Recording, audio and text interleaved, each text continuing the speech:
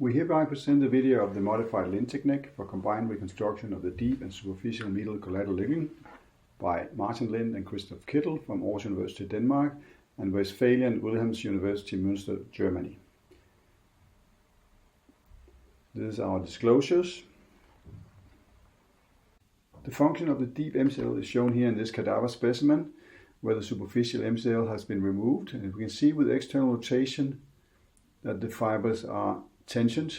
If we now cut the deep MCL fibers, as shown here, we can see how that results in increased external rotational instability, as you see here. The original limb technique utilized the semitendinosus to reconstruct both the superficial MCL and the posterior oblique ligament, including suture angles for directions. The new modified limb technique still uses the semitendinosus graft, taking the graft to the femoral epicondyle for an anteromedial strand to reconstruct anteromedial fibers and deep MCL, and then the remainder taken back to the tibia as a superficial MCL reconstruction. Suture angles is then used to reconstruct the proximal tibial insertions. And now to the surgery. The sartorius fascia is exposed in a normal manner, and then the semitendinosus tendon is identified, pulled forward, and harvested with a stripper. Here we see the insertion, which is quite anterior to the MCL fibers, as shown here. Now an incision over the medial epicondyle is created, with femoral drilling just proximal and posterior to the epicondyle. This is done here with a beach pin, and then reaming 7 by 30 millimeters. Now we go to the tibial drilling for the distal superficial MCL insertion. This is done 60 millimeters below the joint line in the middle of the insertion fibers. Here we do 6 by 30 millimeter reaming. Now we can pull the semitendinosus graft proximal, as shown here.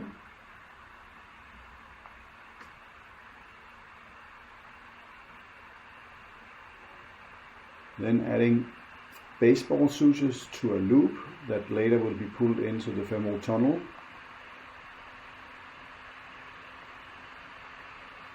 Now ready to be pulled in. Here we pull it into the tunnel.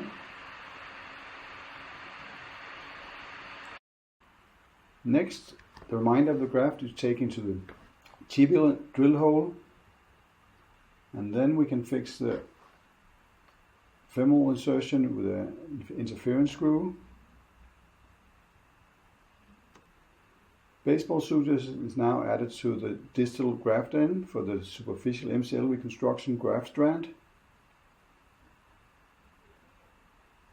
And then this can be pulled into the tibial tunnel. Now the superficial MCL graft strand can be fixed at the tibia with an interference screw. Next is to add suture angles 1 centimeter below the joint line. This to create the proximal tibial insertions of both the deep MCL and superficial MCL. Here the anterior strand is fixed with the suture angle. Next we go to the posterior and superficial strand, again 1 centimeter below the joint line. Anchor is in and now fixed.